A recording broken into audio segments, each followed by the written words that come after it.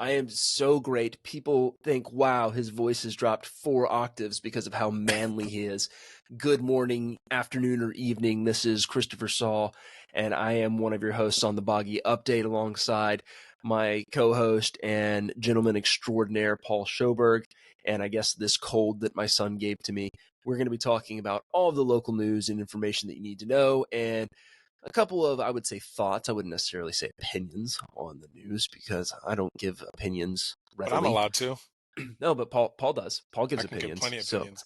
And my first opinion is your smoky, voice just sounds so amazing right now. Well, I actually haven't had a cold. I've just been smoking Newports for like 4 days, 6 packs a day, and this is what's come out. So yeah, it's great. So I figured we would just take my gravelly voice and make it newsy. Starting with, okay, I gotta breathe. You can do it. Do the first one. I'm not dead. The happy face killer, gentleman that was convicted of multiple murders, a serial murderer, was accused of killing somebody in the Tampa area and then dumping her body in Holt, Florida, which, if you're new to the area, is northwest of Niceville. Anyway, he had just pleaded guilty this past week to doing just that, and so it closes a chapter of murders and serial murders here in Northwest Florida. And Paul, I wasn't here when all this went down, but I think you might have been. It happened in 95. Yeah, I would have been here. I don't remember the story back from then, but knowing that I was going to do the podcast today, I looked a little bit up. This guy is a whack job. An absolute whack job. And his daughter wrote a book about how crazy he was, terrible things like strangling kittens from clothing lines and doing all sorts of just crazy things to animals, before clearly he moved on to people. And I think he has claimed that he has killed over 100, approaching 200 people, and for whatever reason, they've only confirmed 8. So I don't know if he's just one of those guys who, we know he's crazy in some form or fashion, but some of these guys, they get in there for life and they just start taking credit for everything, because why the hell not? You sound like some sort of badass in your own mind if you claim you killed 185 people or something. This thing has been so crazy. I remember there was one lady that confessed to one of his crimes so that she could get her boyfriend in prison because he was beating her, so she could get rid of him. I mean, the whole thing has been just bonkers from the beginning, and so I am naturally skittish of the real dark stuff. It just gives me the heebie-jeebies, and so I'm glad that stuff like this one is over. This case is closed, but there's some evil stuff out there, man. Yeah, he's just a complete whack job. So at least he didn't spend a lot of time here. It sounds like we were a drop-off spot for him, unfortunately. So yeah. So moving forward to a lot better news. Niceville area schools, 5 of our 6, I think, if you include Lewis, have been named schools of excellence, which basically means you done real good. And it gives principals a little bit more latitude, so it doesn't require some reading times, mandatory reading amounts of time, stuff like that, which kind of gave me pause. I didn't love the idea of having some of those guardrails taken off, but the good news is that it's worked, right? And so, Blue Water, Edge, Ruckle, Niceville, and Collegiate are the schools that have been named. And you missed Eglin Air Force Base. And I missed Eglin. Thank you. And Eglin Air Force Base. Yep. So sorry, didn't mean to do you guys like that. That's my bad. But those are the schools of excellence, which means they're high performers. So short term, really glad because my kid's about to start public school next year. So I'm really stoked that she'll be going to a very good school. And then I guess I'd love to hear what you, as a guy who's a little further in the education system with his kids, what does it make you think? Nice job. No, this is awesome. My kids go to 3 You are older. That's not my fault. I am older. It's okay. It's okay. This is awesome. Obviously it validates our parental decision making by putting them in these schools, right? So I've got one at Plu, one at Ruckle, and 2 at Niceville, and so I'm been more or less ecstatic about their education, and glad that these schools are being recognized for being some of the best. So that's amazing. Well, for a guy, I grew up, did high school and middle school in Atlanta.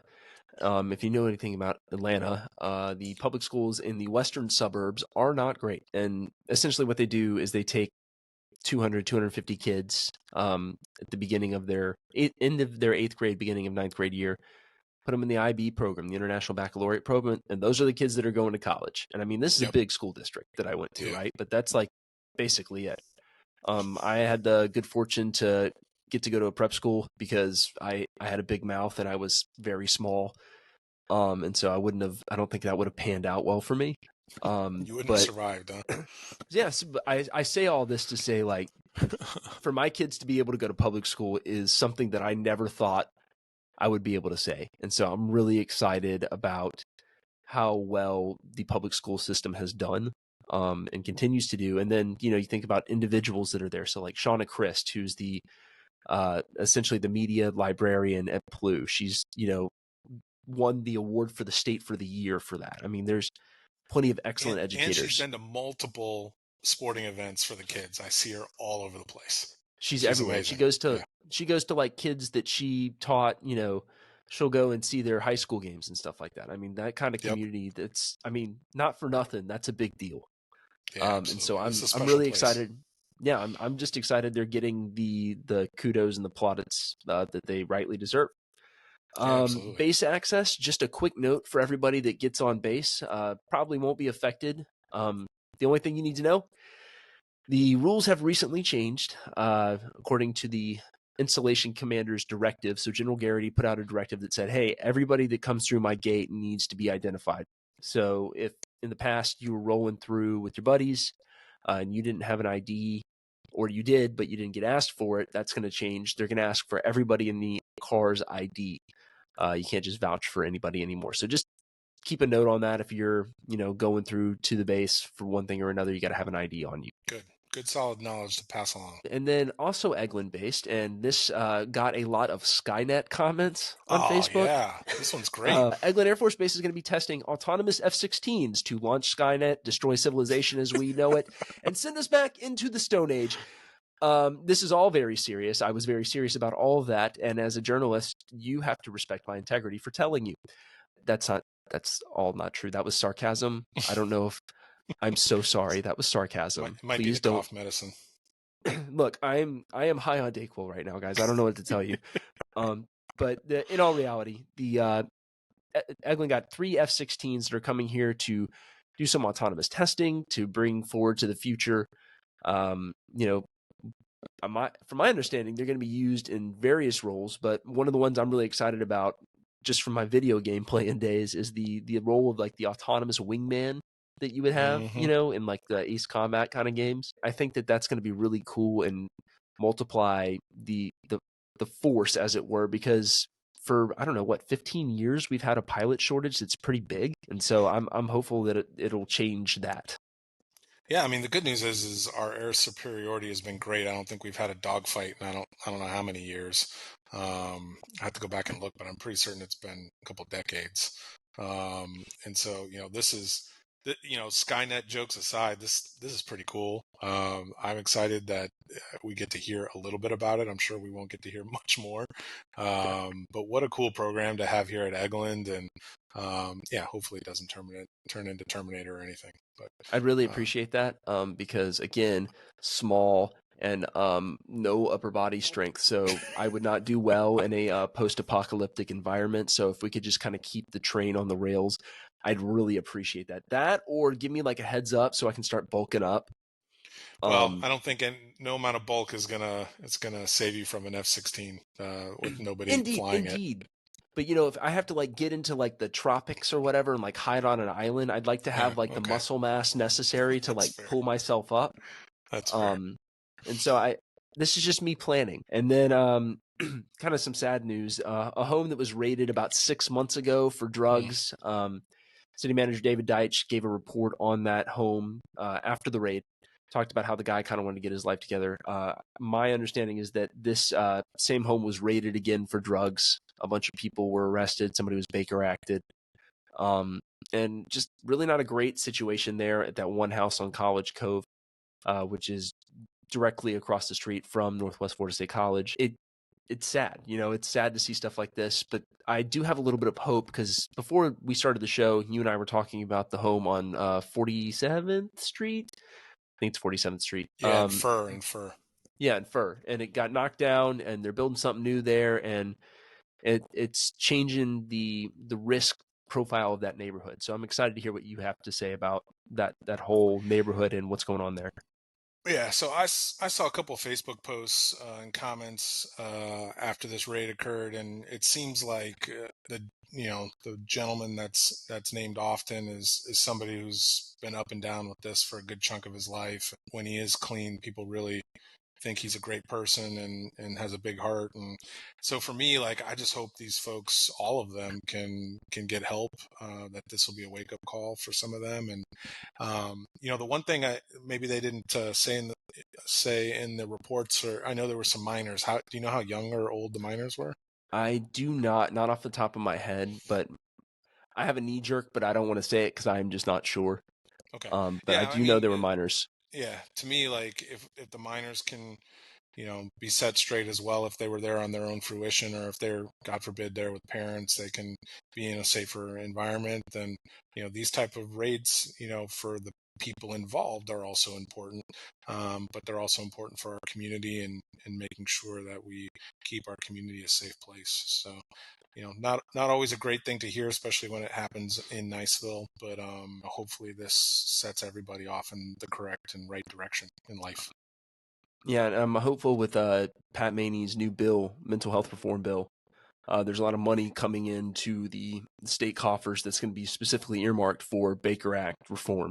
Yep. Hopefully some of that money makes its way to these people. The Lady Raiders, probably one of the most exciting basketball teams I've seen in, I would say, like the last 10 years. Were the Northwest Florida State College Lady Raiders. Just an amazing team. Did really well in the Region 8 tournament here at Northwest Florida State College, where they beat everybody to move on to the national tournament. And then they played 3 or 4 back-to-back come-from-behind win games on ESPN Plus and on Northwest Florida's website. Finally fell in the national championship game. But boy, what a game. Took it to overtime, and then the wheels just fell off. A bunch of people fouled out. More were in foul trouble. And something about the team is they just never shot super duper well. I would say they were shooting in the high 30 percentile range for all field goals. But their defense was just locked down, man. It's so awesome. Like I think we said a couple of weeks ago, to have these teams here and have the quality of teams that we have. And there's nothing to be sad about being runner up. I mean, we'd like to win the whole thing, but that means you built a really good team. And shout out to the women's coaches and the men's coaches. And in college basketball now, it's very much about the recruitment and the portal. And so it'll be interesting to see leave to go to bigger things, and then what other kind of folks we get in over the next year to play for these teams. So I'm excited to see it. Yeah. And last year's standout star, Sakima Walker, won a national championship last night. There you go. She was here last year. Yeah, it's pretty amazing. Doing the darn thing. 6'6" center, amazing player. So best of luck to her in everything she does in the future. But finally, the kicker story is probably Paul's favorite, because it is my favorite. Made a marijuana pun. And more or less, a gentleman decided to, shall we say, bluntly disregard the rules and light up a J, as the kids say. I don't know if the kids still say that, in the airport baggage claim area, which is an interesting decision to make, because you can't even smoke in the baggage claim area. So for somebody to just be like, you know what, man, it's time to spark up, baby. That's an interesting life choice. The plane ride was stressful.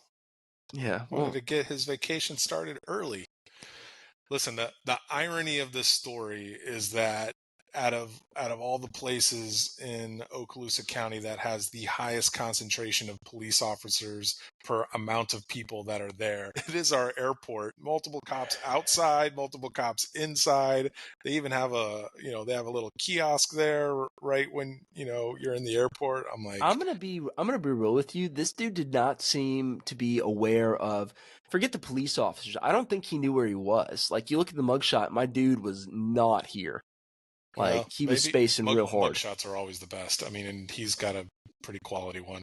Go Indeed. to midbaynews.com to check it out. But his mugshot looks like he got hit with like a 2x4 and then got. I was on the about to plane. say, he looks like he got hit by a frying pan. Like, the man is just like space cadet. Anyway, don't do drugs. Drugs are bad for you. Or I guess for some reason, if you feel the urge to do the drugs, feel free to do them not in front of police officers, at an airport, because smoking Big J's is still a felony in the state of Florida. So don't. Anyway, when we come back, the big topic this week, of course, is going to be chickens, because why wouldn't it be chickens? Everybody loves chickens. I love chickens. Paul loves chickens. People in Valparaiso. This is only the second to last time we're allowed to talk about chickens. Maybe one more time after this. I'm just saying that the chicken saga continues, and we're going to be talking a little bit more about what's going to happen next now that the city of Valparaiso's voters approved by a very narrow margin a non-binding referendum.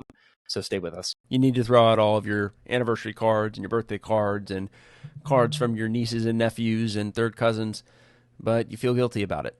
That's okay. There's an app for that. Check out Dear. The Dear app by Dearly allows you to take all of your old cards, upload them, and then throw them away so you have more space in your house. Check it out by searching Dear on the App Store today. Welcome back, everybody. It is I, Christopher Saul, the publisher of Midday News, along with Paul Schoberg, my trusty companion and good buddy. We are back to talk about the big topic this week, of course, is the chickens in Valparaiso, which you know that I love. If anything, just for news fodder, the chickens have been a long bone of contention probably for about the last year and a half in Valparaiso. People have wanted to allow them in the city. Well, the city put a non-binding, that means they don't have to do anything about it, referendum on chickens, whether or not to allow them. And it passed very narrowly, 47%, with I think 600 people voting. But that's still a pass. So I am interested in talking about what this means and what the commissioners should do with this information. Again, it went through, but I think turnout was 17%, which is typically what it is for a municipal election anyway. And I know this has been a contentious issue. So if you're in the driver's seat, Paul, what are you telling your fellow commissioners? I mean, they're going to vote on this? They might. They're bringing it up at Monday night's commission meeting. Okay. Well, I mean, you put out a non-binding referendum, and you gave the opportunity for people to vote on it. They voted on it. I know it was a relatively low turnout, but they did vote, and they did vote in favor.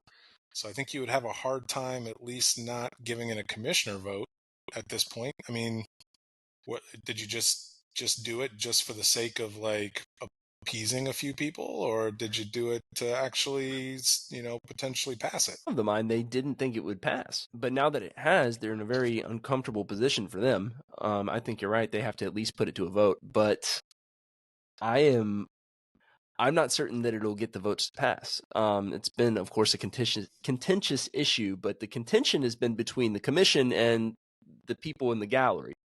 And so I think the commissioners are very, very reticent, I should say, of putting chickens in the greater Valparaiso city limits, right? So they have lots of bears. That was a big topic, is that bears will come in and eat them.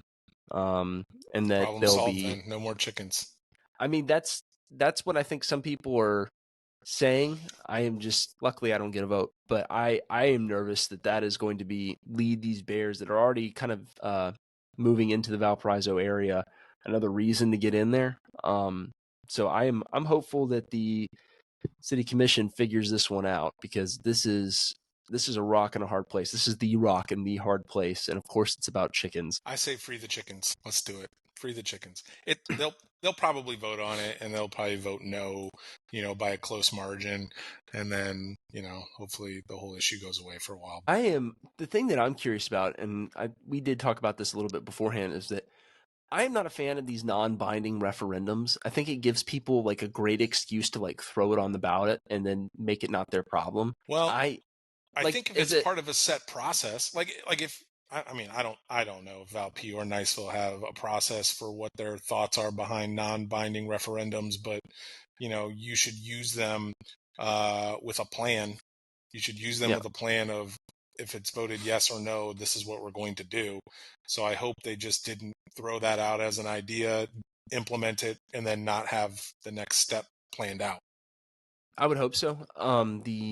So with a non-binding referendum and by commission vote, it's not put inside the charter, because if it's in the charter, if they do a plebiscite, like a referendum, it's in the charter, and you can't get it out without like a 2/3 majority vote by the public again. So I think that's what they were trying to do. But again, my mind is, this is a republic. We elect people to represent us.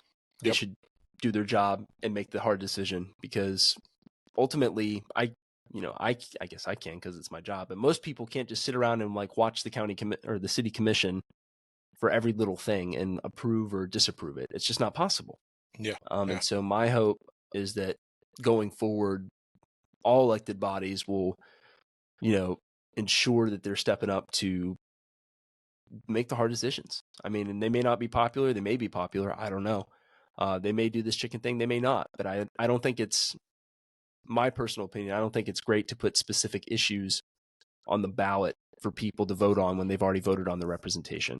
But that's probably my unpopular opinion that gets me run out of town today. Meanwhile, I would probably have Facebook posts and all sorts of Facebook polls and stuff to figure out what people wanted me to do. So. Well, and I don't think there's necessarily a bad thing in that, right? Because you can like take the temperature and talk to people and figure out what's best for people. I think that's part of the governing process, but I think like just punting it to to a plebiscite every time something gets uncomfortable, I don't love that. Yeah, fair enough. Well, that is the big topic. Coming up this week, we have a bunch of city council meetings, city commission meetings in Valparaiso, which means that I am going to be sitting in uncomfortable chairs for the next 48 hours as I listen to our friends in the city council and city commission talk about your business. You can catch all that information coming up this week on midbaynews.com. I'll leave it there. And of course, sign up for our newsletter. That's where you'll get all the latest information that you need in order to know what's going on around here. So midbaynews.com/newsletter to sign up. And this week's buying and selling. Paul, do you have any purchases or sales this week? I do. I am buying a new news story that you put out in regards to our local fire departments.